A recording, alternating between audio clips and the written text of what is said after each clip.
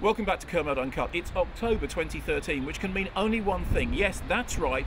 The 2014 award season is upon us. I know it's absurdly early, but new Woody Allen film Blue Jasmine is in UK cinemas now. An extraordinary central performance by Cate Blanchett. And when I reviewed the film, I said, look, I know it's insanely early, but you can pretty much mark your scorecards now. Cate Blanchett for Best Actress come the Oscars. And a lot of people said, well, you can't call it that early. There's loads of films that are going to be in Oscar contention you haven't even seen, which is absolutely true. But I kind of have history with this. Years and years ago, when I was working with Danny Baker on Radio 5, long before the nominations, I called, I think it was Best Director, Best Film, Best Actor, Best Actor. I think it was 4 categories. I called them.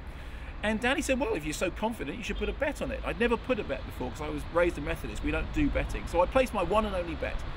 And 4 or 5 months later, they all came up. And Danny said, wow, you must have won a fortune. And I said, well, 100 quid or something. He said, 100 quid on 4. He said, you did do an accumulator, didn't you? I said, what's an accumulator?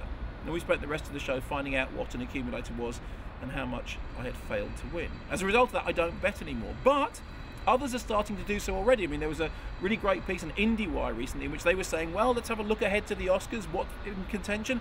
George Clooney looks like a really strong contender because he's the producer of August Osage County, which is Tracy Letts' adaptation of his own stage play. That looks like a bit of a contender. Also, he's in Gravity, the Alfonso Cuarón movie, which may turn out to be this year's Life of Pi. And of course, his strongest suit, he's both the star and director and indeed co-writer of Monuments Men, World War II setting that's often very, very awards friendly. And other things coming up, there's the Paul Greengrass movie, Captain Phillips, which has got a really extraordinary performance by Tom Hanks. That may well be Oscar bait. Then we have things like 12 Years a Slave. That's also going to play at the London Film Festival. A great central performance by Chiwetel Ejiofor. So maybe all of those things will be in contention. But who knows? So what I want you to do is this.